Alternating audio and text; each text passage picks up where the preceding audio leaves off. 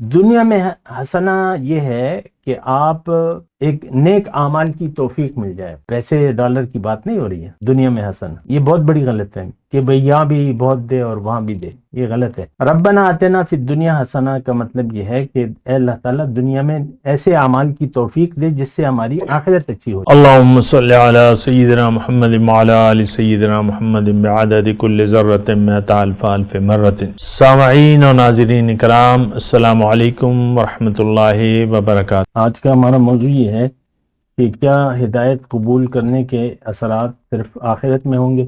لیکن یہ ایک بہت بڑی مس انڈرسٹینڈنگ انگلش میں کہتے ہیں، غلط فہمی۔ تو ایک بات تو آغاز میں یہ کہہ دوں کہ دین کے بارے میں ہماری معلومات جو ہیں وہ صفر ہیں۔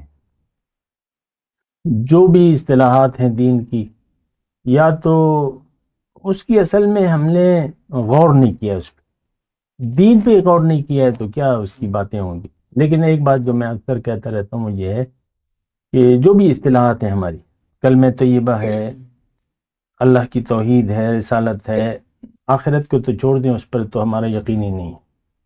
اور جو بھی ذکر ہے، نماز ہے، اور یہ ساری جو چیزیں ہیں، اس کی حقیقت ہمیں نہیں معلوم کہ کیا چیز ہے، بس ایک نام ہے جو ہم نے سنا ہوا ہے۔ اب نماز ہے، بس وہ نام ہے، ہم نے سنا ہوا ہے۔ ہمارے ابو، مجھے یاد ہے، نماز کے خود بھی پابند تھے اور ہمیں بھی تاکید کرتے، تو وہیں سے ہمیں عادت پڑ گئی، نماز پڑھو نماز پڑھو نماز پڑھو۔ تو یہ سنی سنائی باتیں ہیں۔ ہمارا ایک بات یہ نوٹ کر لیں کہ ہماری ہماری جو زندگی ہے وہ، اور جو حقیقی زندگی ہے وہ، یعنی جو اللہ تعالیٰ چاہتا ہے، اس کے متعلق ہماری معلومات جو ہیں وہ صرف سنی سنائی ہیں، غور ہم نے کبھی نہیں کیا۔ بہرحال یہ جو موضوع یہ ہے کہ کیا ہدایت قبول کرنے کے اثرات صرف آخرت میں ہوں گے، یہ بہت بڑی غلط فہمی ہے ہماری۔ دین آیا ہے، سب سے پہلے آپ کی دنیا بہتر ہوگی۔ کیا بہتر ہوگی؟ پریشانی آپ کی ختم ہو جائے گی، دنیا کی پریشانی ختم ہو جائے گی۔ پریشانی ہوگی تو آخرت کی ہوگی۔ اللہ راضی ہے؟ نہیں راضی۔ اس وقت جو میں زندگی گزار رہا ہوں، یا اس وقت جو کام کر رہا ہوں، یا جو میری روش ہے، کیا اللہ تعالیٰ اس سے راضی ہے یا ناراض ہے؟ تو پھر تو آپ اللہ کی رضا کے پیچھے دوڑیں گے۔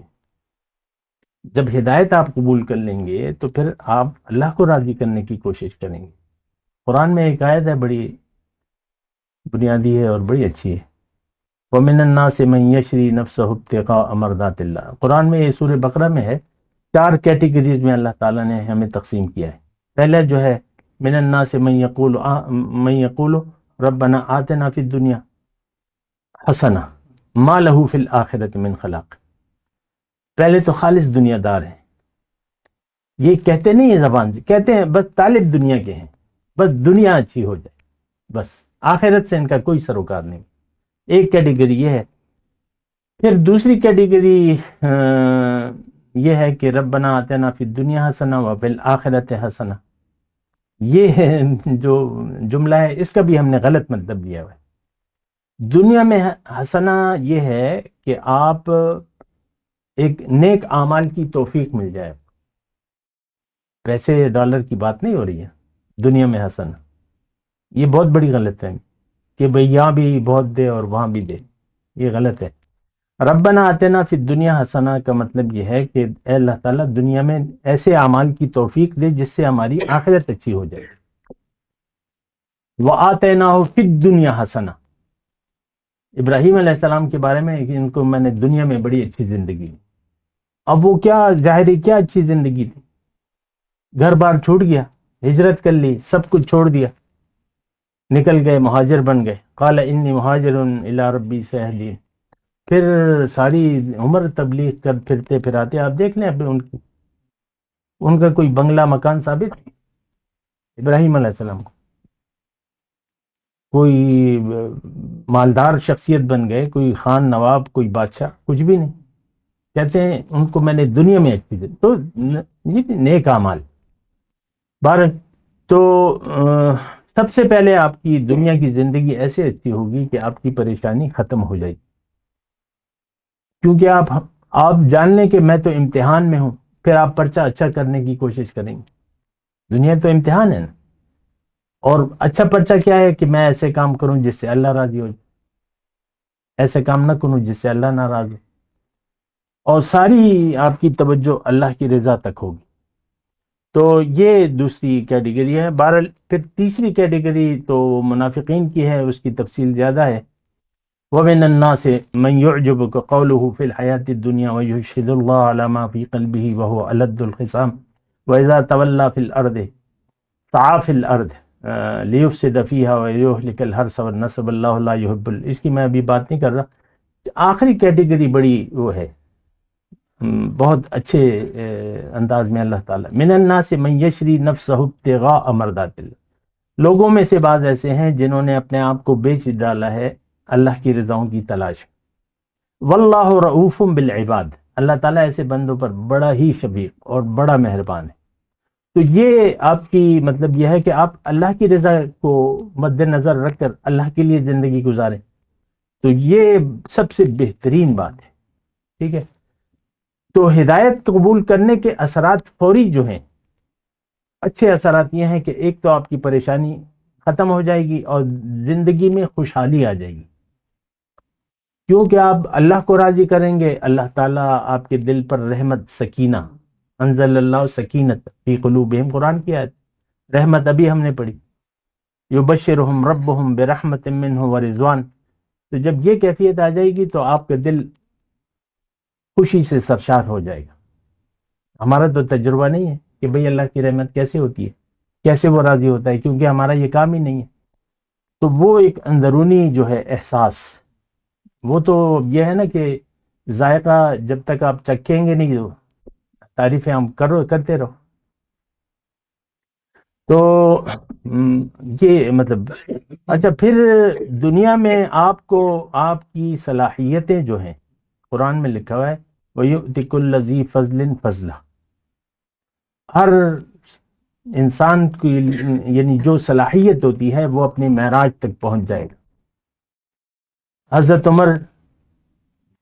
حضرت عمر فاروق بن گئے، حضرت ابوبکر صدیق بن گئے، عثمان غنی بن گئے، شیر علی جو ہے حضرت علی، وہ حیدر بن گئے، ٹھیک ہے۔ تو یہ اب تمام صاحب کرام، تو اسی طرح آپ کے اندر جو صلاحیتیں ہیں وہ آپ کی بام عروج تک اللہ تعالیٰ، کیونکہ آپ کے لیے زمین صاف ہوگی، جو بھی آپ کے اندر اللہ تعالیٰ نے خاصیت رکھی ہے تو وہ آپ کو اپنی معراج تک پہنچائے گا دنیا میں۔ بعض ہوتے ہیں صلاحیتیں ہوتی ہیں وہ کام ہی نہیں لاتا، کیونکہ اس کی توجہ اس طرف ہو جاتی ہے، ادھر ادھر ہو جاتی ہے۔ تو اللہ کی طرف توجہ، تو پھر آپ کے لیے میدان صاف ہوگا، پھر اللہ کی رضا، تو وہ پھر اللہ تعالیٰ آپ کو گائیڈ کرے گا قدرتی طور پہ۔ آپ جب اپنے معاملات اللہ کے سپرد کر دیں گے، وَأُفَوِّضُ أَمْرِي إِلَى اللَّهِ، تو پھر اللہ تعالیٰ بس آپ تو اللہ کو کہیں گے بھائی تو ہی ہے، تو ہی جو کرنا ہے، جو تو نے کروانا ہے میں وہی کروں گا۔ تو آپ اللہ کی رضا پر راضی ہو گئے، پھر بس یہ ایک مختصر بات ہے، باقی تو اس کی تفصیلیں۔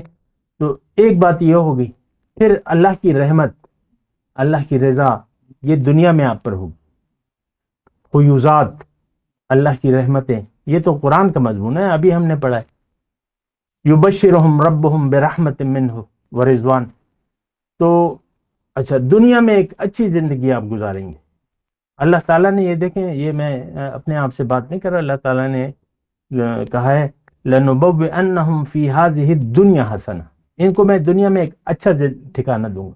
مَنْ عَمِلَ صَالِحًا مِّنْكُم مِّن ذَكَرٍ فَلَنُحْيِيَنَّهُ حَيَاةً طَيِّبَةً، جس نے بھی عمل کیا، نیک اچھا عمل کیا، تو میں دنیا میں اس کو ایک اچھی زندگی دوں گا۔ وَآتَيْنَاهُ فِي الدُّنْيَا حَسَنَةً، دنیا میں حسنہ، اور آخرت میں آپ صالحین کی ٹولی میں ہوں گے۔ تو ایک جو غلط فہمی ہے یہ دور ہونی چاہیے، اسلام ہماری زندگی پر اثر ڈالتا ہے، پریشانی آپ کی ختم ہو جائے گی، باقی تو تفصیلات ہیں۔ تو آپ بس ایک یعنی اللہ کا خلیفہ ہے نا، انسان اللہ کا خلیفہ ہے نا، تو آپ اللہ کے خلیفہ بن جائیں گے. تو آپ اللہ کے خلیفہ بن گئے تو پھر کیا ہے، پھر تو کوئی چیز رہنے گی نا، اللہ کے نائب ہو جائیں گے. پھر اللہ تعالیٰ وہ پھر حدیث آپ پڑھیں نا کہ بندہ جب میری اطاعت کرتا ہے تو ایک مرتبہ ایسا آتا ہے، میرے قریب ہوتا رہتا ہے، تو ایک ایسا موقع آتا ہے کہ میں اس کے ہاتھ بن جاتا ہوں، مجھ سے کام کرتا ہے، میں اس کے پاؤں بن جاتا ہوں، میں اس کی آنکھیں بن جاتا ہوں، مجھ سے دیکھتا ہے، میں اس کے کان بن جاتا ہوں، مجھ سے سنتا ہے. اور کچھ چاہیے؟ وآخر دعوانا الحمدللہ. مولاي صل وسلم دائما ابدا على حبيبك خير الخلق كلهم